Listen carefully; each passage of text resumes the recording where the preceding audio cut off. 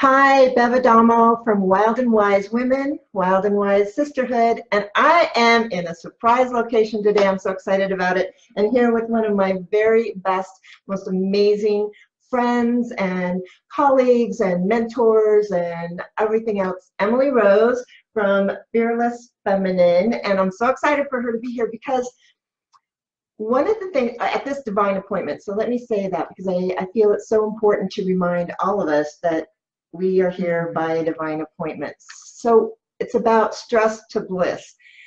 People ask me a lot of times, how do you have so much energy?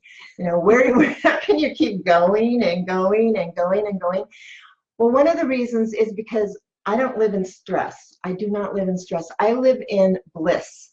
And I thought, well, how great to share with people as much as we can. And Emily, I admire that about you as well. You're like this really amazing person who has been through this journey with me on how do you get yourself out of stress and into bliss. So we're here today to talk about some of the things that work for us. And I would invite you, if you hear us talking about things and you hear in your mind a little message that, oh, I know this, I would invite you to take a breath and open up just a little bit more and allow this to come a little bit deeper, because there's a reason that we're talking about the things we're going to talk about, and it's not just to repeat the same things that you've heard over and over again.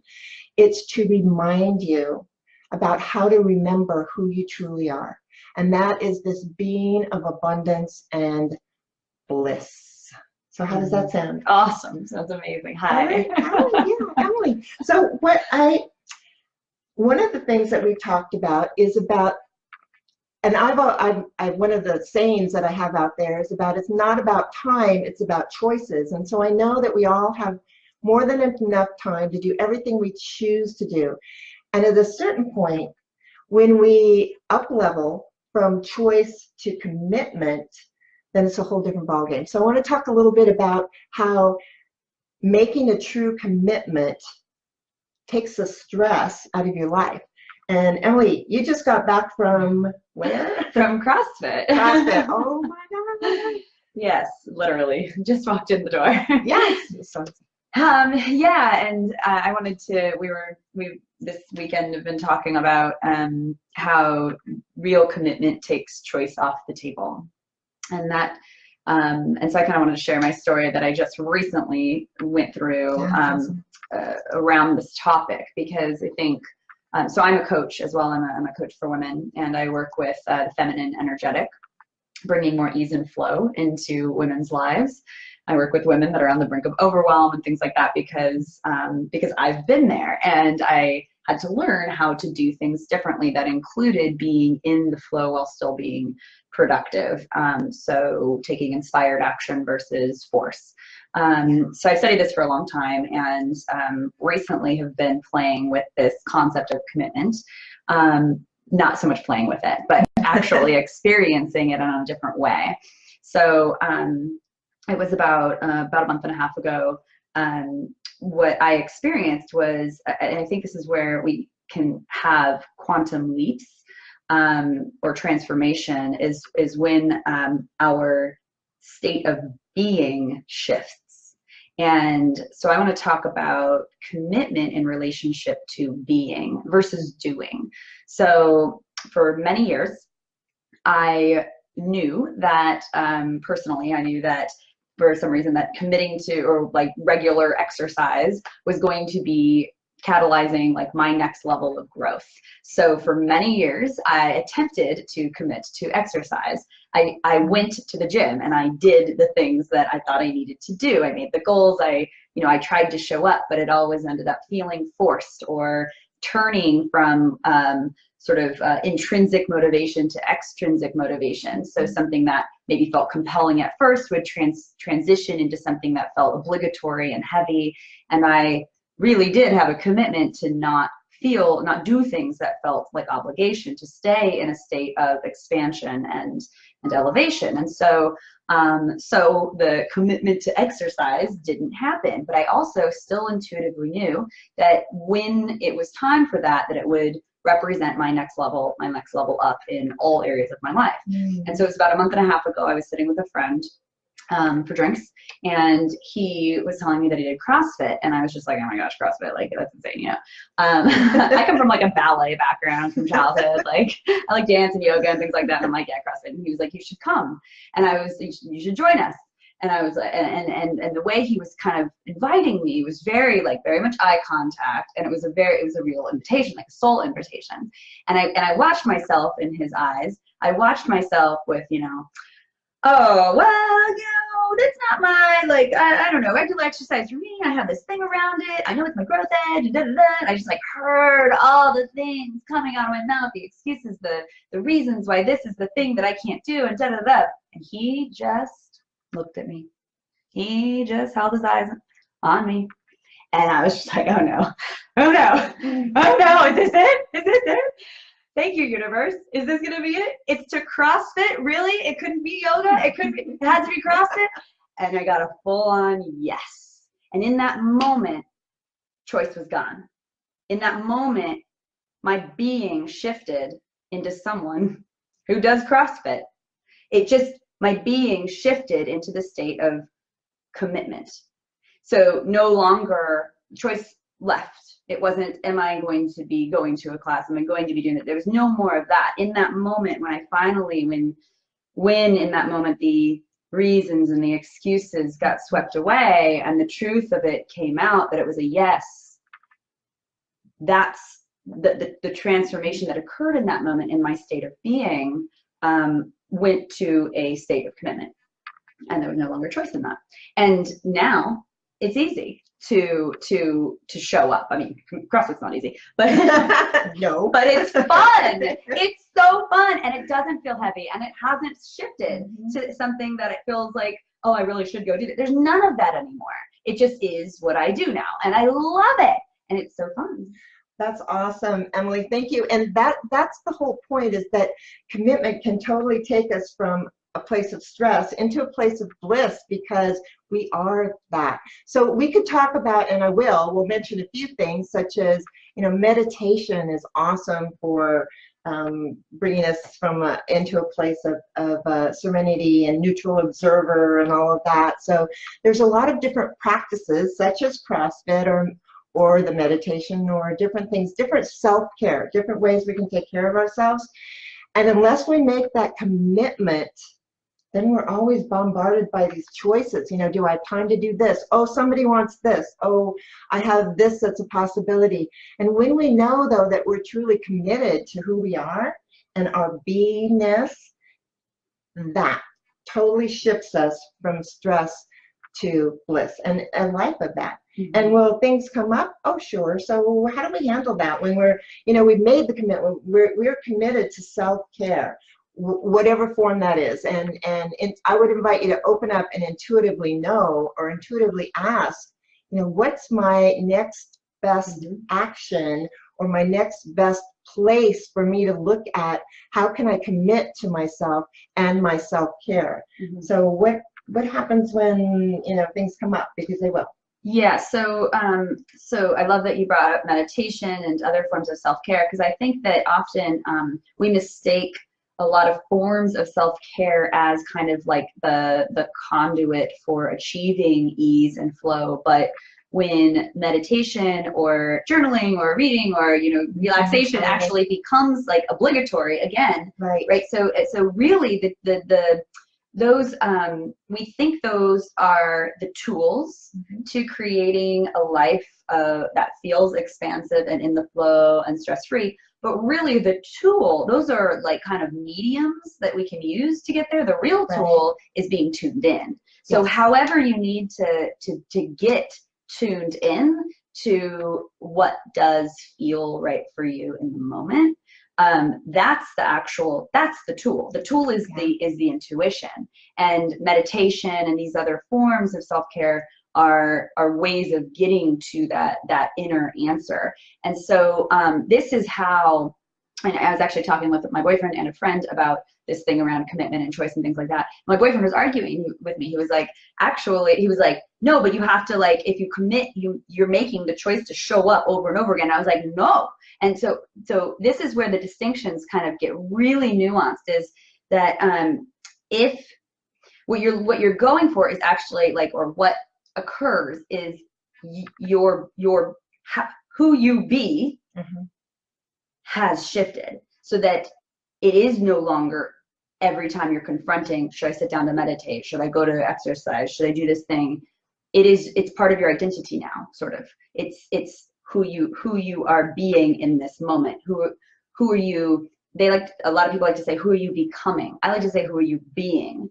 Because it doesn't matter what you're doing, it matters who you're being while you're doing it. Exactly. So you only have access to certain doings at a certain level of being. If you're being a person here, you have access to doings in this realm.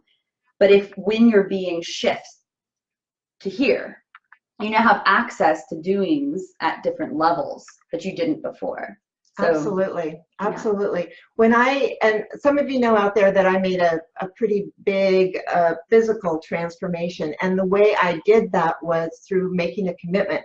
And I took choice. I mean, I chose to make the commitment. And then at that point, choice wasn't there anymore, because I knew exactly what I was going to do every day. And it didn't make any difference what anybody else thought about it. It didn't make any difference what I thought about it. I knew that I was in this space, and who I am is the woman that you see now. You know, I wasn't really that woman who carried around, you know, almost 90 extra pounds of weight. That wasn't me. And so in making the commitment to myself every single day, I was that woman who was fit, who is fit. I'm the woman who eats well. You know, my nutrition is good. I'm the woman who drinks water. You know, I'm the woman who takes care of gets massages and relaxes and does all of those things. And in doing that, the weight dropped away. Yeah. Because I was committed to myself, and I made that choice.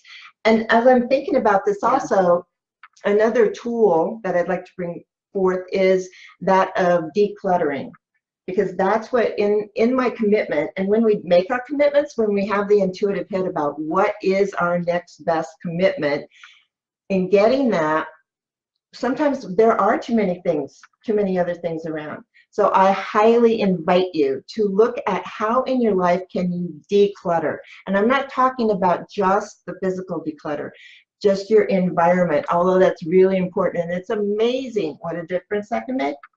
I'm talking about decluttering mentally, like how you're thinking and what you think about. Emotionally, your feelings and how you manage that energy, what you do with it. Spiritually, you know, where do you spend your time? How open are you? How willing are you to trust that you get the information you need to make those right choices, your best and highest choices? And also with the emotional commitment, there may be relationships that are ready to fall away, because when you make the commitment to be who you are, there are some relationships that will be done because they will no longer serve you. So and so I would love to offer maybe a how. Sure, please. Like how you can start decluttering, simplifying, and getting to the source of. I also want to observe real quick that what you were talking about is actually when you went through your transformation. I think what we're tuning into here is what is your best self? Who is your best self? Yes. Right. So for, as I mentioned in my journey, I could see, I knew, intuitively, psychically, I knew that my next level up had to do with committing to exercise. I knew this for years. It didn't mean I could do it until that moment that it happened, but because it would have been forced right before that moment. But when it was meant to be, I knew that that was going to be it. And sure enough, it is, like up-leveling relationships, business, and all of it was the portal. I knew that. So I got to know the bigger thing, right? And I would encourage you to look and see if you know subconsciously maybe something you don't want to admit to yourself, because doing it represents your next level up, and that's scary. You know, actually making a commitment to something that, like, maybe right now it just feels so big. Like, do you know what that is for you? And it's okay if you don't. If you do, check it out, tune in, and see if you can call yourself out a little bit into this different state of being. Yes. If you don't know what that is, what's your next step? Like Bev said, and this comes back to decluttering. the best way to declutter or to figure out what your next best step is that will get you to this place of less overwhelm, less about to crash and burn, is to get out of your head. And I don't necessarily just mean meditate. You can use that if you want, but it's actually, it's recognizing how many times a day you say you should do something. Yes. Oh, I really should be doing this. I should be feeling this way. I should, getting out of the shoulds and going into what do you really want? What do you want in this moment? What do you want to do right now? What do you really want right now?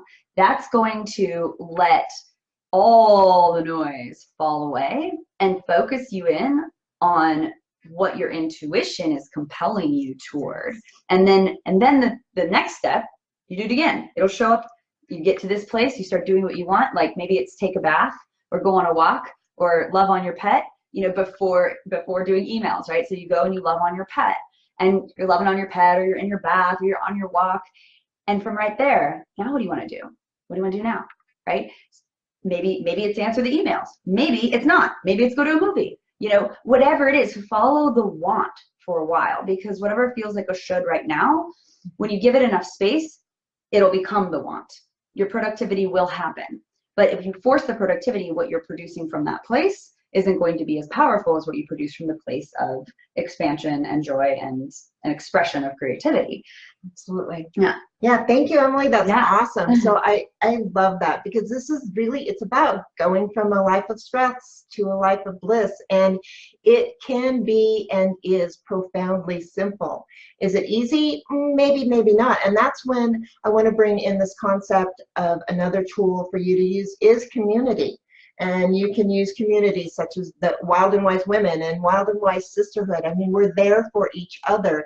And also the community that you have closest to us, to you. So be sure that when you're looking at relationships and you're feeling into relationships, that you do take the should out of everything, especially relationships, because sometimes with family of origin or friends, friends forever. Somebody asked me the other day, so how many friends do you have that you've been friends with since you were little? And I'm thinking to myself, and I'm thinking, well, maybe nobody. I still know these people that I grew up with. My friends, though, the ones that I'm really in it with, and that we're supporting each other, and that we support each other in this blissness instead of our stress, in this blissness. Those are my friends, your friends. So look at your community, look to your community, how they're supporting you, and how you want to be supported, because that's really key and has been key for me as well.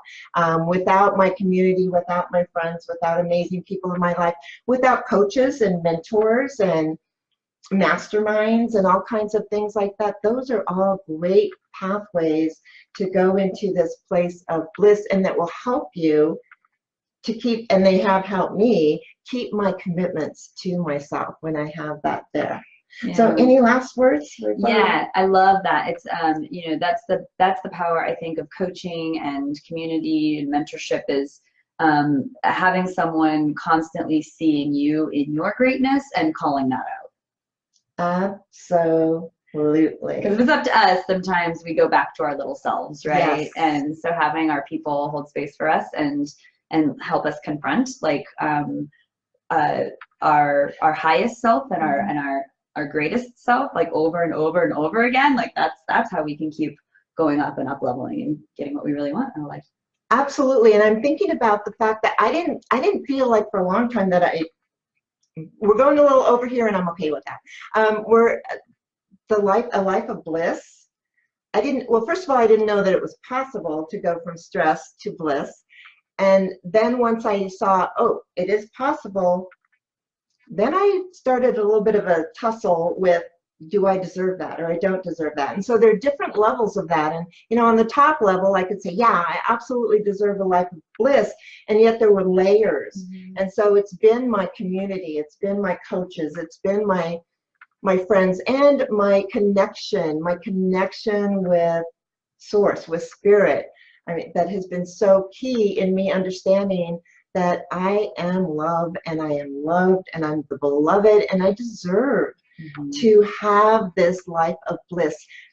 And even better, another thing that's so cool about this, as I give myself permission and as I live in my bliss, not only do I have this energy and this stamina and this amazingness and just like, oh, such a blessed life.